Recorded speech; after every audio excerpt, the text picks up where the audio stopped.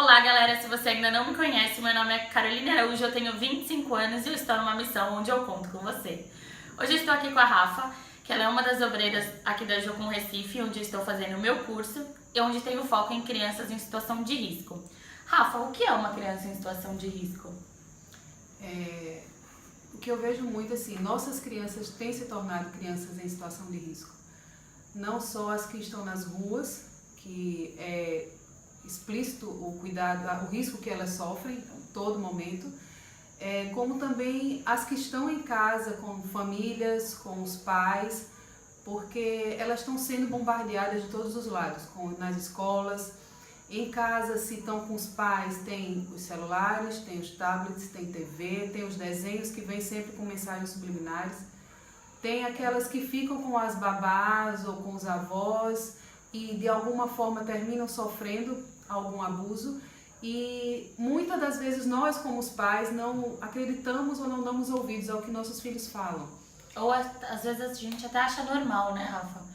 Acho que é uma coisa normal. O filho tá com tablet, você não olhar o que ele tá vendo, não se responsabilizar também quanto a isso, sim, né? Sim, e eu pelo menos busco assistir os desenhos junto, ou pelo menos estar atento em casa ao que está sendo falado nos desenhos. Porque vez ou outra eu já peguei algum vídeo, algum desenho onde eu escuto algo e quando eu chego a cena não é boa. Já vi desenhos e filmes que meu filho estava assistindo de forma inocente e eu vejo cenas de casais no desenho numa cama. Então assim, para uma criança de 2 anos isso não é uma mensagem para se passar. Então elas também estão em risco. E o nosso problema é porque nós pensamos que só as que estão nas ruas ou que não têm pais é que estão em risco. E as nossas estão. Nós temos casos como foi o pessoal da creche, as crianças da creche, como a menina do supermercado que estava com a mãe e com a avó e foi abusada. Então assim, nós temos que estar sempre atentos aos nossos filhos e não achar que só os de fora estão em risco, os nossos filhos estão em risco. Quando eles vão para a casa de algum vizinho, quando eles vão para a casa de um parente, não é que devemos desconfiar de todos, mas a gente tem sempre que estar em oração e vigilante a respeito disso. E principalmente no que os nossos filhos falam, nos que os amiguinhos dos nossos filhos falam, porque muitas vezes a gente acha que não, é engano, não foi isso, não, a criança está inventando, é mentira.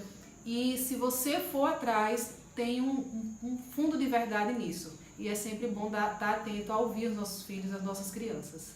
Então, assim, só para entender, a questão de crianças em risco. Então, nós temos vários setores de crianças em risco, né? Tem as crianças que são realmente abandonadas pela família, pela sociedade, que é que a gente encontra, assim, de forma mais visível, né? O risco dessas crianças. Tem as crianças que estão com os pais, mas os pais não estão com elas, né? Isso. Porque ele negligencia o cuidado da criança, a atenção. As crianças, nós chamamos de crianças órfãos de pais vivos, né? Elas têm os pais, mas os pais não fazem papel de pais.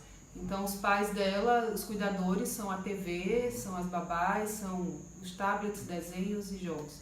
E tem também as crianças que estão com os pais, que são cuidadas pelos pais, mas acontecem coisas que realmente é um risco que os pais não tinham como prever, que é o caso da garota no supermercado, a questão da creche, né? E nós, assim, como igreja, Rafa, você acha que a igreja tem desenvolvido um papel interessante com as crianças, ou você acha que nós, quanto igreja, também nos esquecemos desse ministério, né, que é o ministério infantil? Eu acho que, como igreja, poucas são as igrejas que têm investido em crianças.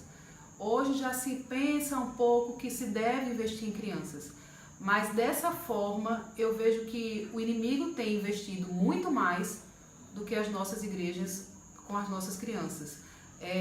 Tem escolinha bíblica para criança, tem salinha para as crianças na hora do culto, mas eu acredito que esteja faltando essa parte de alerta para os filhos, tem faltado essa questão de aulinhas específicas a respeito disso, que nossas crianças precisam, porque quando o inimigo fala, quando o diabo fala, ele não arrudeia, ele vai direto.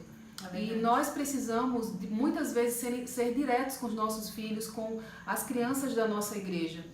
E também com os pais. Eu vejo que precisa-se ter uma questão de aula para os pais, seminários, capacitação para os pais, para que os pais venham estar atentos, porque muitos estão alheios a tudo isso, sabe? Acha que por estar indo para a igreja e por serem cristãos, os filhos já estão salvos, já estão guardados, e não é.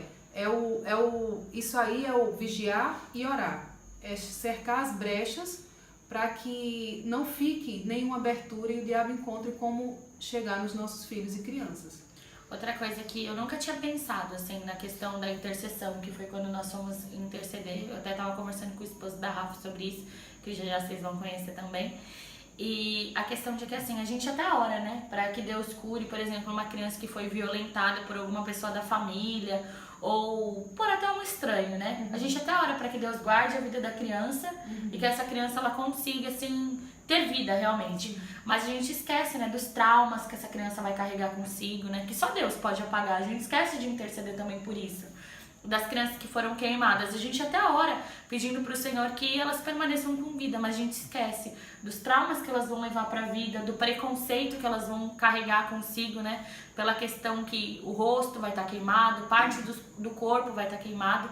E eu acho que a gente, como igreja, a gente tem ficado muito assim dentro da caixinha, sabe? De se preocupar só de ter a igreja lotada e não a qualidade da nossa igreja, né? As nossas, como você falou do caso da questão das crianças da creche e tal, as marcas físicas são só um símbolo do que está na alma. Eu vejo muito isso, assim. A alma dessas crianças está marcada para o resto da vida. E se não for Deus, se não for os pais, familiares e a igreja investindo na cura dessas crianças, eu digo cura na alma, elas vão levar essa sequela para o resto da vida. Isso vai refletir, influenciar no resto da vida delas, no relacionamento, em como elas vão reagir em certas situações, sabe? E isso também eu vejo como uma falha, que nossas crianças levam traumas, umas mais pesadas que outras. Tem crianças que levam trauma porque levaram um susto de um grito ou porque foram colocadas de castigo em um quarto escuro, só que isso são os traumas, vamos dizer assim, pequenos. Já tem outros que sofrem outros tipos de traumas e nossa igreja não cuida, acha que elas não levam cicatrizes e marcas. E se nós formos pensar como adultos, o que nós sofremos, algum tipo de trauma que tivemos na infância, todos nós tivemos traumas e refletem hoje na nossa vida adulta. E eu acredito que isso é uma falha que na nossa igreja tem, é cuidar da alma dos pequeninos, que também está em aberto nisso aí. É verdade. Rafa, muito obrigada por tudo. E agora a gente vai conhecer um pouquinho a história deles com o Walter, tá bom? Continua aí. Agora estamos aqui com o Walter, que é o esposo da Rafa, e ele vai contar um pouquinho sobre eles e sobre esse projeto. Oi pessoal, tudo bom? Então, eu me chamo Walter, como a Carol disse, e nós estamos aqui na Juncom Recife já faz um pouco mais de 2 anos. Nós recebemos um chamado da parte de Deus para largar tudo que nós tínhamos em João Pessoa e virmos para a missão. Ele falou muito ao nosso coração, já havia falado com a minha esposa Rafaela, e ela ficou orando até que Deus falou comigo em João 3:8. João 3:8, que fala sobre o Espírito Santo, né? Aquele que é nascido do Espírito Santo é como um vento que sopra, a gente ouve a voz dele, mas a gente não sabe para onde ele vai nem de onde ele vem. E foi com essa palavra que Deus tocou meu coração e me despertou para missões, e a gente juntos resolvemos vir com a nossa família, com o nosso filho Caleb, que tinha apenas 6 meses, e a Rebeca tinha 9 anos. E desde então nós estamos aqui na missão. Nós fomos para o nosso prático, nós fizemos a escola de treinamento, a mesma escola que a Carol está fazendo, e nós fomos para um prático na Alemanha trabalhar com crianças refugiadas, que também estão em situação de risco, né? Eles estavam fugindo, né, do seu país, e muitos deles perderam seus pais no caminho, muitos deles perderam irmãos, né, sofreram grandes traumas, atravessando continentes, atravessando países a pé, né, precisaram deixar suas famílias, tudo que eles conheciam de segurança, e deixaram para trás, né, a casa foi destruída, o país completamente destruído. e estavam num país novo, que estavam recebendo eles, mas tem aquela grande dificuldade da língua, dificuldade de adaptação, dificuldade de cultura, de clima, né? E até de amizade. Então, de não se sentir também na sua própria casa, né? exato, né? E a gente foi, né? Nós fomos junto com uma equipe e nós servimos essas crianças, né? E foi maravilhoso. Os nossos filhos, a Rebeca e o Caleb, foram grandemente usados por Deus para nos aproximar dessas crianças. E lá Deus falou conosco para a gente voltar para a Alemanha para continuar esse trabalho, né? Era necessário a gente voltar para o Brasil, se formar e se capacitar para que a gente pudesse voltar para a Alemanha, e agora a gente está nessa expectativa de voltar para lá. Então, Walter, não tem desculpa, né? Vocês foram com um filho de 6 meses, não tem desculpa, então, para tem nós, desculpa. como igreja, não fazermos o nosso papel, né? Não tem desculpa. Quando Deus fala, a gente tem que obedecer, é isso que Ele espera de nós, né? Ele nos comprou na cruz, Ele nos fez seus filhos, né? Nós estávamos apartados dele, então eu entendo que Ele faz um convite, mas esse convite Ele com certeza espera um sim de cada um de nós, né? A própria palavra diz que é melhor obedecer do que sacrificar. Então muita gente acha que a gente sacrificou o futuro dos nossos filhos, mas a gente resolveu obedecer, né? E a gente depende dele, confia nele, para que as crianças cresçam com saúde, cresçam com segurança e que a gente possa fazer aquilo que Ele quer que a gente faça pelo reino, né? E pelas crianças, né? Então a igreja, é isso que Deus espera da igreja, que ela complete a missão dele aqui na terra, né? O Senhor Jesus, quando Ele foi assunto aos céus, Ele deixou essa grande comissão para nós, né? Cuidar dos órfãos, das viúvas, levar o evangelho a toda criatura, até os confins da terra. Gente, então eu só tenho a agradecer o Walter e a Rafa por compartilhar com a gente tudo isso. E eu quero combinar um outro dia pra gente vir aqui contar o testemunho de vocês. Ok. Gente, muito obrigada por tudo. Se você assistiu até aqui, curte, compartilha pra ajudar na divulgação. E Deus abençoe a todos. Valeu.